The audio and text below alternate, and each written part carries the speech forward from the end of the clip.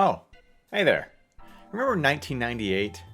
Well, unfortunately, I do. And there's also a numerous amount of games from 98 that I also remember once I bring up a Wikipedia article and go, oh, that came out in 1998. Mega Man Legends is one of those fabled 1998 games. That's right, this is just another video about Mega Man Legends.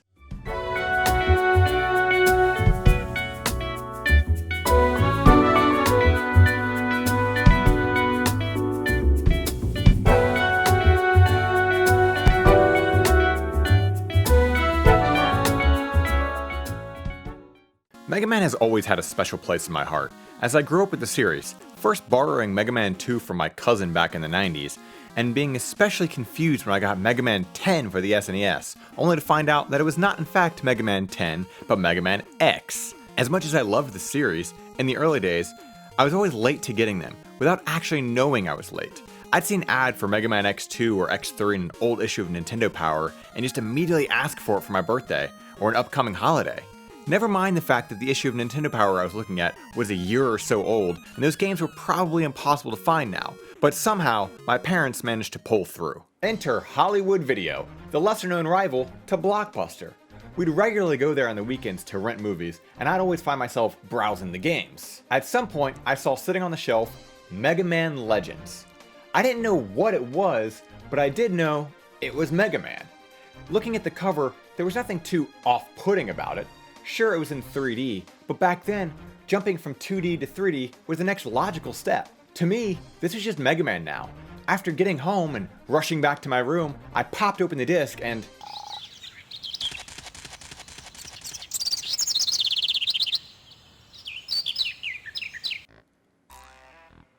Huh.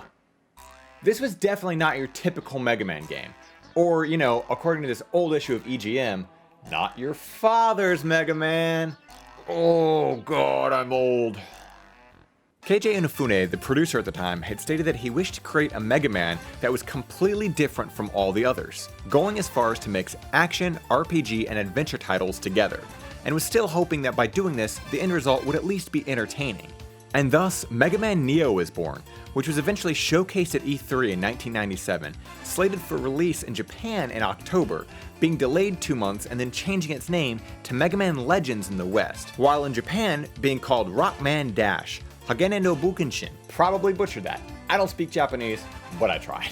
With the Dash being an acronym for Dig Outers Adventure Stories in the Halcyon Days. So while Japan got Rockman, Dig Outers Adventures in the Halcyon Days, Adventurous Spirit of Steel, here in the West, we got Mega Man Legends. Upon release, it had mixed to positive reviews, averaging around 75 out of 100 from your typical critics. As stated previously, Mega Man Legends broke the Mega Man mold and really tried to be something fresh and unique. But believe it or not, this game is still a part of the official Mega Man canon, taking place way off in the future, surpassing even Mega Man ZX. So far, in fact, that they're using futuristic technology such as CDs and VCRs. The world is flooded, or as the enthusiastic narrator says, covered by endless water, forcing people to take refuge on small islands scattered across the world. That's right, Mega Man beat Zelda to the whole flooded world setting. But let's face it, all of these ideas clearly came from Kevin Costner's 1995 Hollywood aquatic post-apocalyptic Mad Max-inspired masterpiece, Waterworld. While this might sound like a pretty cool premise, you don't actually get to do any sort of island hopping until the sequel game, Mega Man Legends 2. No, this game takes place entirely on Kattelox Island, which serves as our central hub for our protagonist. You take the role as Mega Man, but not that Mega Man. This is Mega Man Volnut. He was found years ago by Beryl Casket, who adopted him and trained him to be a digger alongside his granddaughter Roll. Diggers are treasure hunters going from island to island looking for artifacts and reactor pieces to power their equipment. Due to unforeseen circumstances, Mega Man and company crash land their ship and need to scour the whole island for reactor shards that would be large enough to repair and power the ship. Your goal as Mega Man is to search the vast labyrinth of underground ruins, while combating against the various Reaver bots that inhabit them. In your searches, you'll not only find the reactor pieces needed to progress the story, but other artifacts that can be donated to the local museum. Thank you so much! I bet there are a lot lot of people who'll come to see this. As well as various tools that can be given to Roll to fix up and convert into new weapons or equipment for Mega Man. There are also smaller accessory style items that you can equip and change the rate of fire and power of your Mega Buster, as well as reduce the overall damage that you take. There's definitely a lot of RPG elements here, and personally I love that, because not only can you get new weapons from Roll, but you can spend your Zenny, the currency of the game, to upgrade those weapons even further. There are a lot of different ways to mix and match your weapons to suit your playstyle, and personally for how open-ended this game is, I really enjoyed that. Opposing Mega Man are the Bonnes, a group of sky pirates who end up on the island looking for, you guessed it, treasure. They pop up from time to time, causing havoc on the island, even going as far as to destroy parts of the main town if you happen to not deal with them fast enough. The Bonnes are probably one of the largest breakaways from the formulaic gameplay of classic Mega Man games, as aside from just continuing the story, you don't actually get anything from beating them. Most of the time, in fact, the bosses are either giant Reaver bots or giant robot mechs, piloted by one of the 3 Bonne siblings. Since there are no robot masters in this game, you don't learn any new abilities or get any new style of attacks for beating these bosses, nor is the typical rock, paper, scissors formula of boss fights even around. But I'd say overall, these fights fit the narrative of the game a lot more. For instance, the Mara Wolf is a giant digging robot used by Teasel Bonne, whose sole purpose is to dig down into the ruins and Clover Forest, because they couldn't get the door open. It wasn't a mech specifically built to beat Mega Man, they just happen to be using it when you show up and try to fight you with it. And thus, due to their actions after the fight, you actually can't get into this gate because you can no longer reach the entrance, so you have to ignore it for the time being. I really enjoy this level of storytelling because it makes the game feel a little less linear overall. While Mega Man Legends has a set story, at its core, it's one of the earlier forms of sandbox games that so many people have come to love nowadays. Mega Man has 3 main ruins to explore, called gates, but there are countless other ruins spanning the entirety of the island, most of which are entirely optional. One minute, you're walking down the streets of the main town and decide, hey, why don't I see what's in the sewer? And bam, you're in the ruins.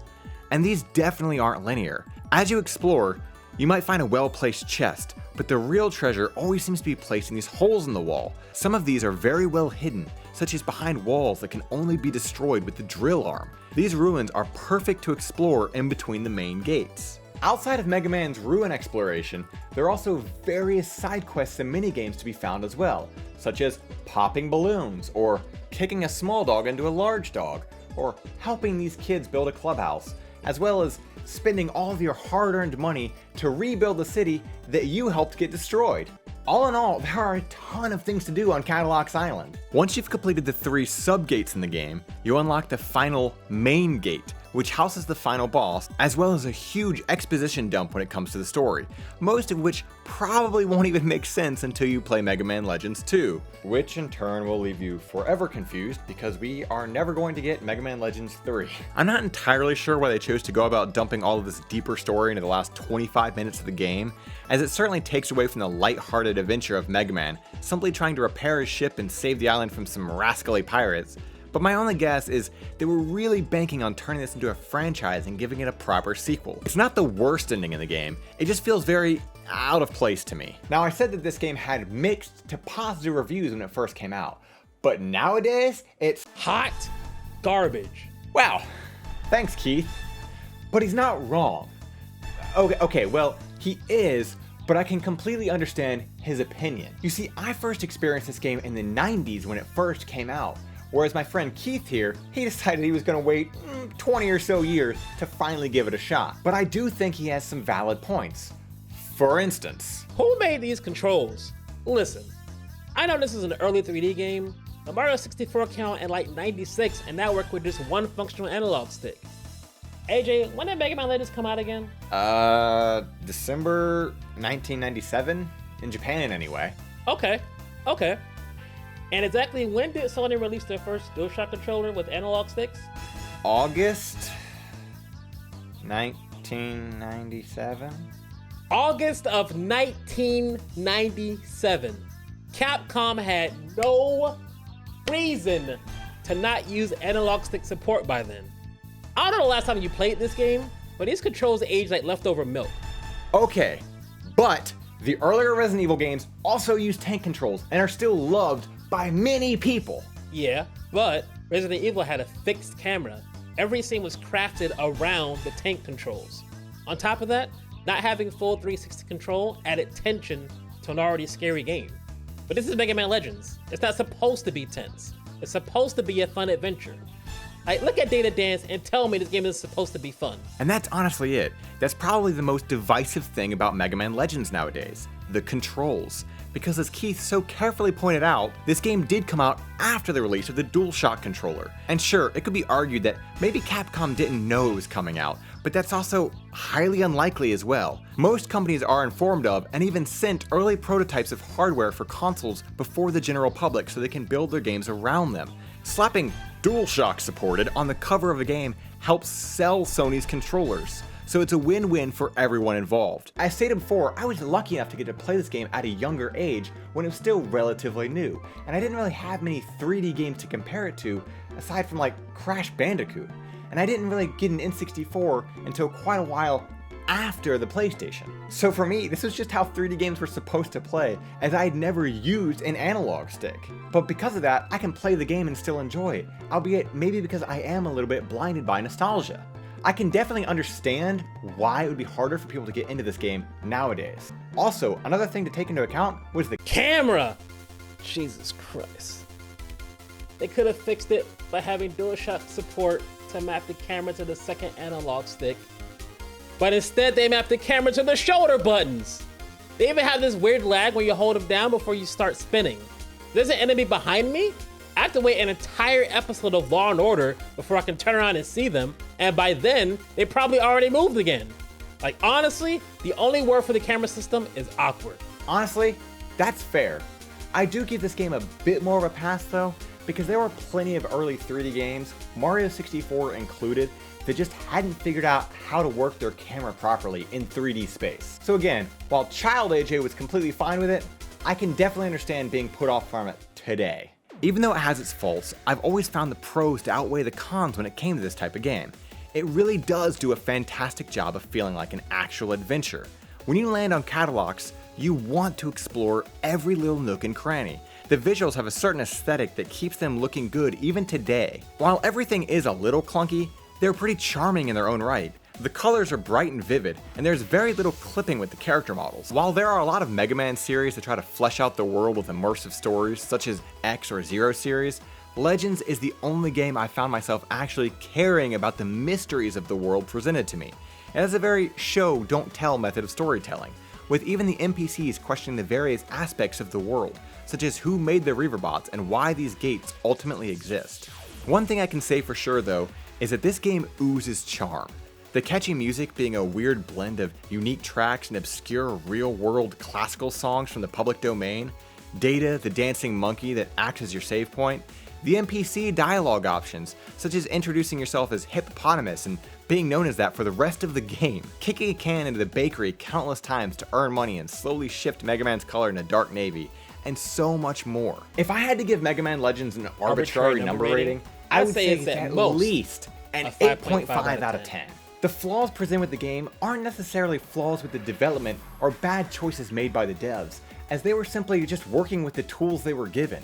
Jumping from 2D to 3D is not an easy task, especially when you're trying to completely reinvent your game into some other genre while also trying to appeal to fans of the original games as well. Capcom took a lot of risks with Mega Man Legends, following it up with a sequel, a prequel, and an unfortunately cancelled threequel. There's no denying that it has garnished a pretty big following over the years.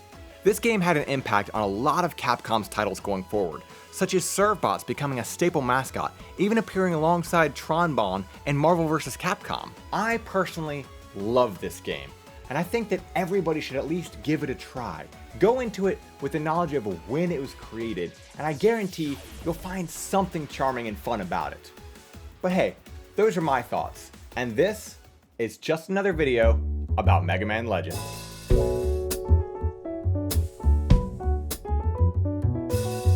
Kevin Costner's 1995 aquatic post-apocalyptic Mad Max-inspired masterpiece. Why do I write these things?